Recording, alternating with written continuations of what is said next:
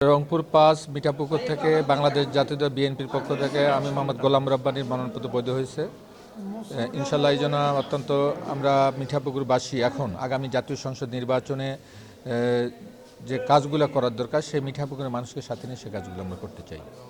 তারেক রহমান সাহেব আমাদেরকে মিঠাপুকুরে ধানের শীষে নমিনেশন দিয়েছেন। ইনশাল্লাহ মিঠাপুকুরের মানুষ সবাই তারা অত্যন্ত আনন্দিত এবং ধানের শীষের পক্ষে মিঠাপুকুরের সাধারণ জনগণ ব্যাপক সাড়া দিচ্ছে এবং তারেক রহমানের নেতৃত্বে আগামীর সুন্দর বাংলাদেশ গড়ার জন্য তারা কাজ করবে। অবশ্যই জাতীয় পার্টি এখানে নির্বাচন কোনো চ্যালেঞ্জ নয়। আমরা দীর্ঘদিন আমরা মিঠাপুকুরের মানুষ বা রংপুরের মানুষ বা বাংলাদেশের মানুষ বেগম খালেদা জিয়ার নেতৃত্বে আন্দোলন করেছি, তারেক রহমানের নেতৃত্বে আন্দোলন করেছি বাংলাদেশে গণতন্ত্র প্রতিষ্ঠা করার জন্য।